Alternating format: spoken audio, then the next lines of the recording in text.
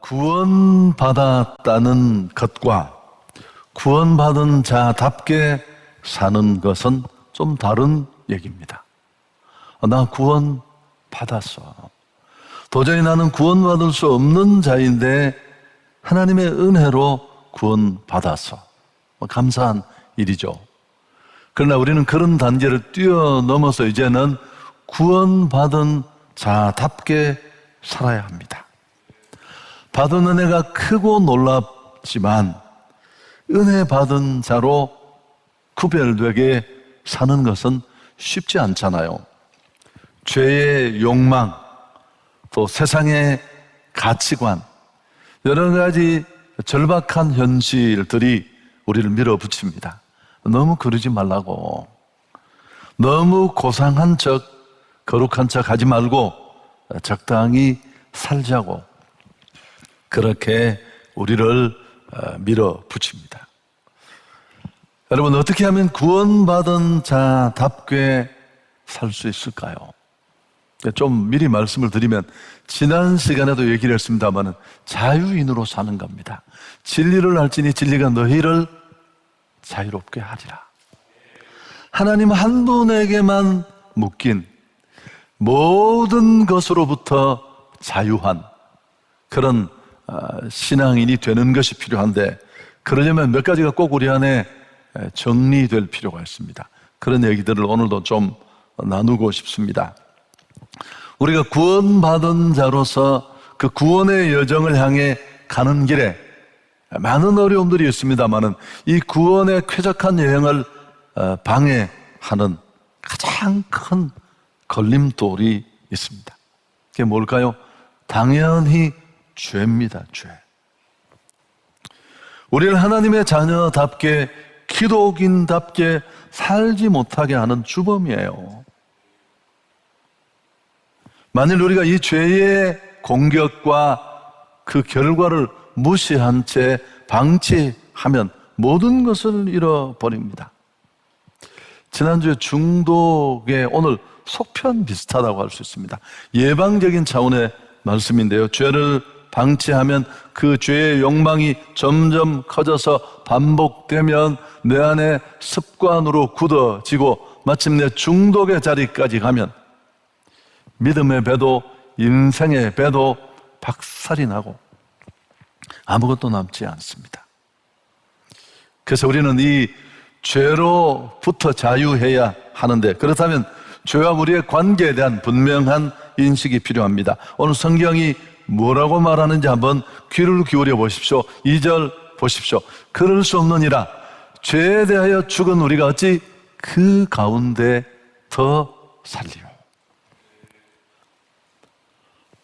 오늘 하나님의 말씀인 성경은 우리 예수 믿고 구원받은 기독인들을 향해 너희는 죄와 상관없는 자다 분명히 말합니다. 그래서 더 이상 죄에 끌려다니고 죄에 묶여 다닐 수가 없다는 겁니다. 그 이유는 죄에 대해서 죽었기 때문이다. 균형 잡힌 그리스도인으로서 구원받은 자로서의 삶을 바로 살아가는 첫 단계가 바로 이겁니다. 나는 죄에 대해서 죽은 자라는 것을 현실적으로 인식하는 데서 출발합니다. 죄와 결별했고 죄에 대해서 죽었기에 나는 더 이상 죄에 묶여 있을 수 없다. 이걸 인지하는 겁니다. 그러면서 바울은 이어지는 3절에 우리가 죄에 대해서 죽을 수밖에 없었던 영적 근거를 제시합니다. 3절 보시면 무릇 그리스도 예수와 합하여 세례를 받은 우리는 그의 죽으심과 합하여 세례를 받은 줄을 알지 못하느냐. 이 안다는 표현도 참 중요하겠죠. 그리스도와 연합된 세례를 근거로 들고 나왔습니다. 세례는 잠긴다, 깔아앉다, 뿌린다 이런 뜻이 다 있어요. 이 해석에 따라 좀 교단마다 의미가 다르긴 합니다만은 물에 잠긴다는 게 깊은 의미인데 그건 과거와 장사 지내는 것을 말합니다. 우린 물속으로 들어갈 때 죄에 대해서 완전히 죽습니다. 옛사람은 그 물속에 수장시켜 남겨둔 채 다시 물 위로 올라올 때는 성령으로 말미암아 지음받은 새 사람으로 올라옵니다. 세례는 죄에 대한 죽음, 모든 경건치 못한 욕구의 장사를 의미하기 때문입니다. 이게 오늘 우리의 현 주소입니다. 바울은 단호하게 선언합니다. 죄에 대해서는 너희가 죽었다. 여러분, 그렇게 간단하지 않죠, 이게. 그럼 이게 뭘 의미하는 거냐? 정말 예수 믿는 신앙인은 하나님을 나의 왕으로 구주로 고백하는 사람은 죄하고 아듀하고 전혀 죄를 지을 수도 없고 죄 짓는 일이 불가능하단 말인가? 죄로부터 정말 완전히 벗어난다는 뜻인가? 뭐 금방 생각해봐도 우리 현실과 현실 인식과는 너무 괴리가 있어요. 아닙니다. 그런 뜻은 아니에요. 너희는 죄에 대해서 죽었다, 이 말은 도덕적으로 부적합하다는 적절성에 대한 얘기예요. 필립스는 이 사실을 다 간파하고 번역에 이런 내용을 담았습니다. 죄에 대하여 죽은 우리가 어떻게 죄 안에서 살 수 있단 말인가? 죄에 대해 죽었다면 다시 죄에 매여 사는 것은 본질적으로 비정상이라는 겁니다. 죄에 대해 죽었다는 의미가 무엇일까요? 잘못된 이해가 있을 수 있는데, 죄에 대해서 완전히 자유롭고 완전히 무감각해지고 더 이상 유혹도 없다, 반응하지 않는다, 그런 뜻일까요? 그렇지 않습니다. 우선 첫 번째는 바울의 결론적인, 이제 오늘 우리가 읽은 11절 뒤에 12절 13절에 쭉 이어지는 권고들을 보면 그것과 맞지 않습니다. 바울은 우리에게 12절 13절에 보면 더 이상 죄의 욕망에 굴복하지 말고 죄가 우리 몸을 지배하지 못하게 하라. 과거 번역은 우리 몸에 왕 노릇하지 못하게 하라. 구절이 기억날 겁니다. 그리고 더 나아가서 13절에 우리 지체를 죄에게 내주지 말라. 만일 일이 정말 죄로부터 완전히 결별을 말한다면 이런 구절이 추가되고 따라올 필요가 없습니다. 죄에 대해서 죽고 완전히 자유할 수 있다면 그럴 필요가 없으니까요. 또 하나, 이건 우리 그리스도인들의 경험과도 상반됩니다. 이 구절은 거룩한 초월적인 지경에 있는 소수의 사람들만을 향한 말씀이 아니죠. 여러분, 한번 우리 자신을 돌아보십시오. 나는 정말 죄에 대해서 죽었는가? 반응하지 않는가? 그렇지 않습니다. 성경의 인물들, 또 역사적인 신앙인들의 전기, 또 나 자신을 봐도 그렇지 않습니다. 바로 이렇게 옮긴 바울 자신도 로마서 7장 뒷부분에 가면 절규하잖아요. 오라 나는 곤고한 사람이라, 이 사망의 몸에서 누가 나를 벗어나게 해줄 것인가? 거듭난 새 사람으로 거룩해 살고 싶은 그의 그 의로운 열정을 매번 붙잡고 늘어지는 육체의 충동, 죄의 부추김에 그는 절규하면서 누가 이 사망의 몸에서 자유롭게 할 것인가? 그것만 봐도 그런 뜻은 아닙니다. 자, 그럼 성경의 의도가 뭐냐 하면, 성경에서의 죽음은 육체적인 면에서의 죽음이 아니라 법적인 면에서의 죽음을 말합니다. 죄에 대해서 죽었다는 말은 그리스도와 연합을 통해 죽을 때 우리는 우리 죄의 형벌도 함께 청산하고 해결해서 죄의 문제를 끝냈다는 겁니다. 바울은 죄의 권세의 죽음을 말하는 것이 아니라 죄책에 대한 죽음, 우리의 칭의에 대해서 말하는 겁니다. 죄 문제로 더 이상 우리가 의로운 자리로, 의롭게 여김을 받는 자리로 나아갈 수 없는 장벽이 무너졌다는 선언입니다. 우리가 곱씹어야 할 건, 제가 로마서 강의할 때 이 부분을 강조했는데요, 오늘도 중요해요. 역시 11절 끝에 나오는, 이제 너희는 죄에 대하여는 죽은 자요 하나님께 대하여는 산 자로 여길지어다 라는, 이 여길지어다라는 동사가 너무너무 중요해요. 계산하다, 생각하다, 마음에 그리다. 죄가 나를 치고 올라올 때마다, 죄의 욕망이 나를 부추길 때마다 우리는 이 구절을 다시 되뇌야 합니다. 난 죄하고 상관없는 사람이야. 여러분, 이걸 인식하는 건 굉장히 중요해요. 제가 이걸 어떻게 설명할까 고민을 하다가 좀 안 맞는 얘기인데 한번 해보겠습니다. 어떤 부부가 함께 사는데 도저히 살 수가 없어요. 너무너무 함께 살 수 없어서 어쩔 수 없이 두 사람이 헤어지기로 결정을 했습니다. 이혼 소송이 제기되었습니다. 무슨 재산 문제, 아이들 문제 다 걸려서 아주 치열하게 공방이 벌어지고 어렵게 이혼 결정이 됐어요. 갈라서는 걸로. 그런데 몇 주 뒤에 보니까 두 사람이 같이 살고 있는 거예요.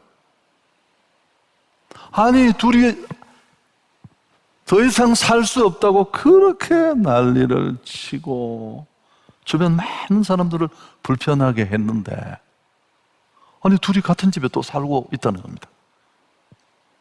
이게 잘 안 맞는 얘기인데, 그리고 의미는 아시겠죠? 웃기는 얘기죠. 주변에 이 사실을 다 아는 사람들이 너 뭐 하는 거야, 너희 둘은? 여러분, 죄가 우리를 얼마나 절망케 한다는 것, 우리 행복을 철저히 가로막는 게 죄라는 것, 우리는 다 알고 있어요. 온 인류가 죄를 가지고 태어나서 죄 때문에 고통받다가 죄값으로 죽습니다. 그리고 영원한 지옥 가는 게 죄가 우리를 향해 던지는 횡포예요. 이게 지긋지긋해서 우리 힘으로 못 건너서 종교 선행 공로로도 안 되어서 예수 그리스도의 피로 이 문제를 해결해 줬는데, 죄에서 벗어나겠다고 죄와 이혼을 했는데, 아니 또 죄를 붙잡고 산다는 거예요. 아무리 내 안에서 일어나는 생각이고 충동이지만 그거 웃긴다는 거예요. 그게 말이 안 된다는 거예요.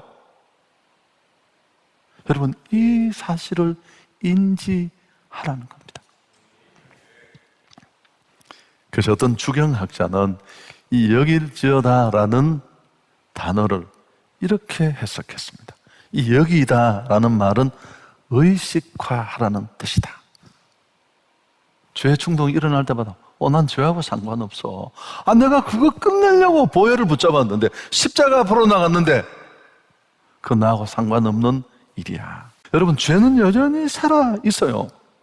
우리가 죄에 대해서 죽은 것이지 죄가 우리에 대해서 죽은 게 아닙니다. 예수님이 십자가에 죽으실 때 우리도 함께 죽었기에, 다만 죄는 더 이상 우리 안에 지배력을 행사할 수 없습니다. 이건 법적인 상황이요. 그렇다고 해서 죄의 힘이 사라지거나 죄가 행동을 멈춘 게 아닙니다. 죄는 여전히 활동하고 있습니다. 우리에게 유혹으로, 충동으로 날마다 우리를 붙잡고 늘어져요. 바울도 그 절규 속에 있었잖아요. 거듭난 내 속사람은 죄의 지배로부터 자유합니다. 그러나 여전히 육신이 내게 매달려 있어요. 이 육신은 날마다 죄가 부르는 소리에 끌려가고 호출당하고 뒤집어지고. 자, 그럼 구원받은 자답게 정말 살기를 원하십니까?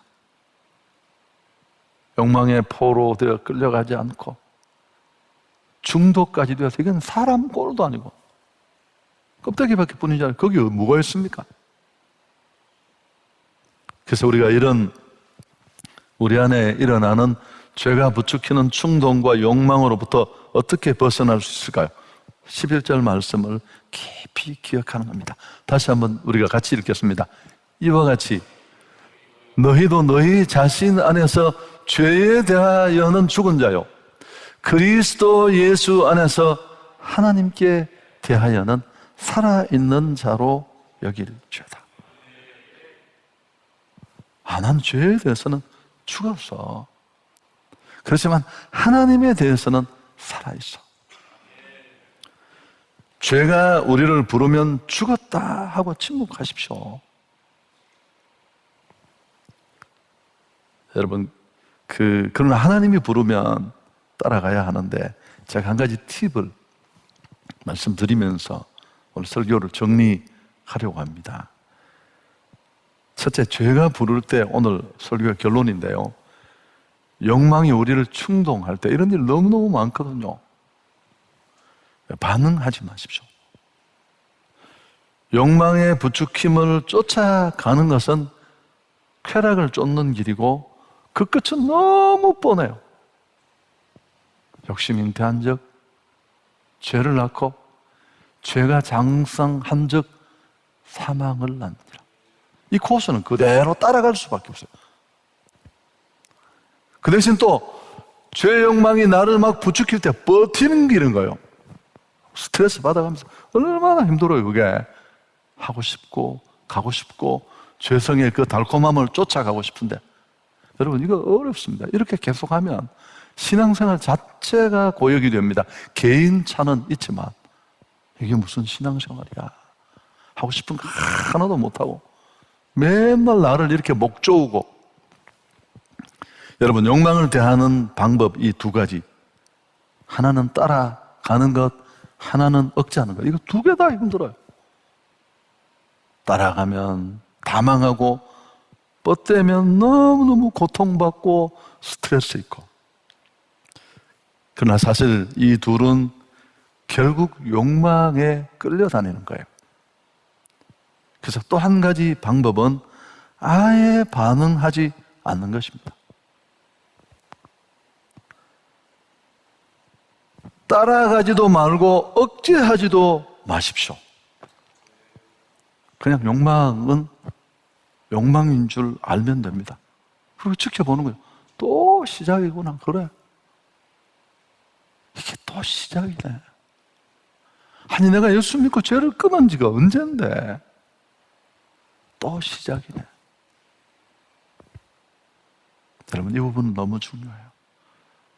개나 고양이가 길가에 이렇게 누워져 널브러져 있으면 발로 툭툭 차보잖아요. 죽었는지 살았는지. 그럼 어떻게 죽은 줄 알아요? 반응을 안 하면 죽은 줄 알겠죠. 어떤 명상집에서 읽은 글귀가 생각납니다. 가끔은 엉뚱한 생각이 밀려와 우리를 무기력하게 만듭니다. 생각의 노예가 되지 마세요. 생각을 나라고 생각하지 마십시오. 생각은 그저 생각일 뿐입니다. 여러분, 여기 굉장히 중요한 키가 들어있어요. 따라도 가지 마시고 버팅기지도 마시고 그냥 생각이구나, 또 시작이구나.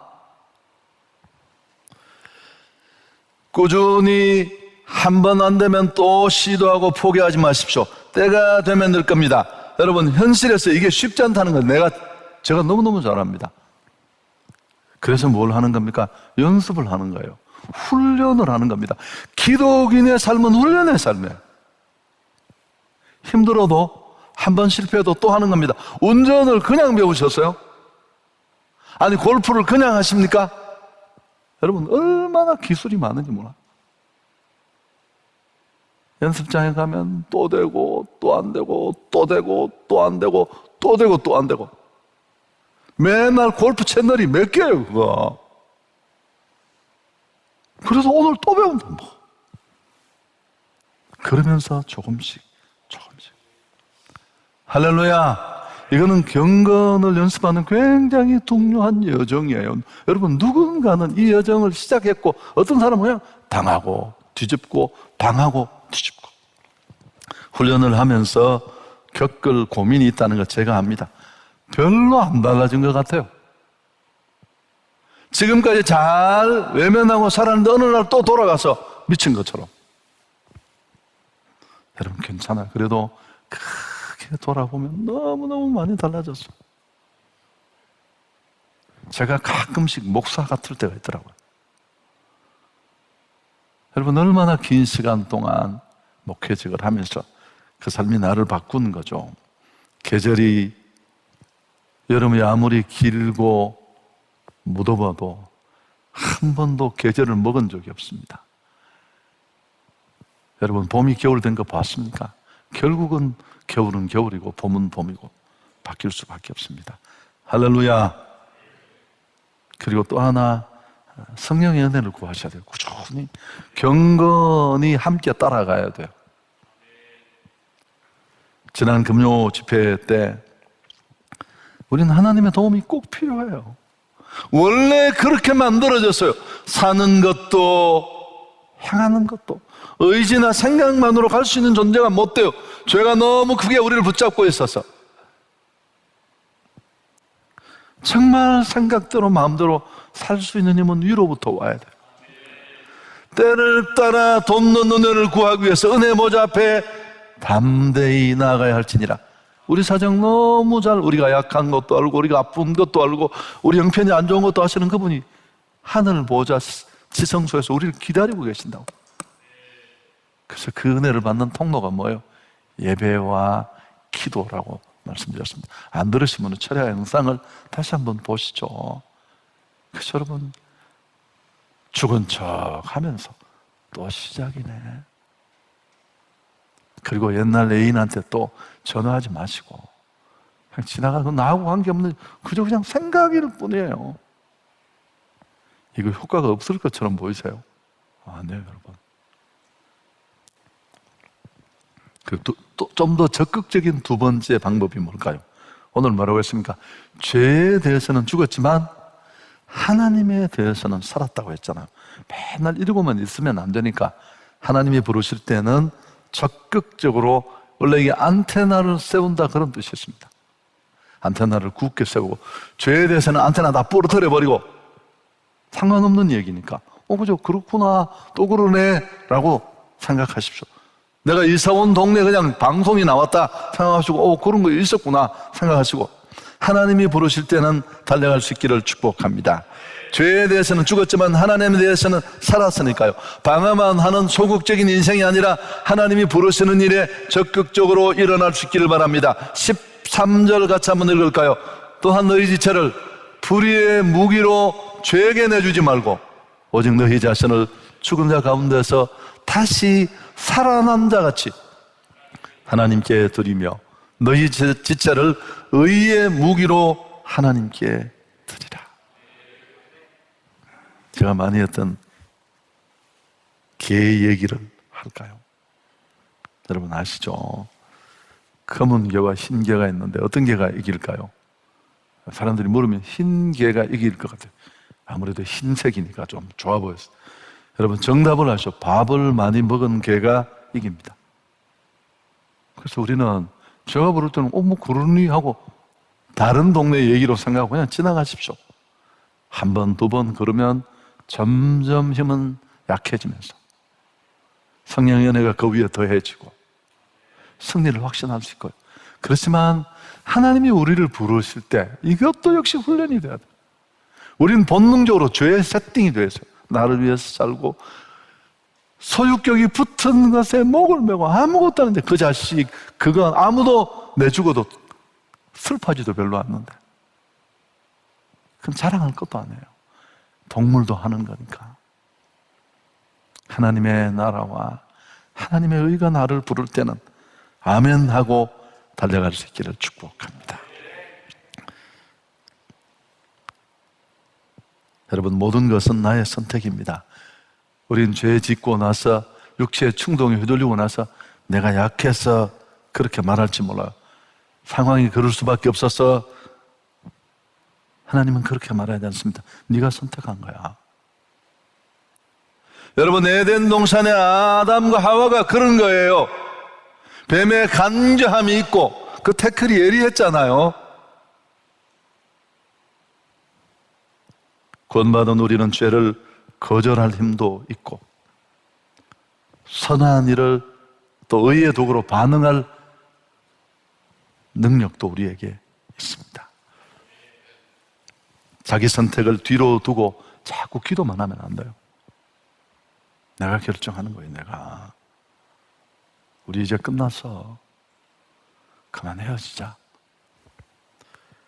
욕망이 아니라 그리고 하나님의 비전을 따라가는 멋진 인생들이 될 수 있기를 축복합니다.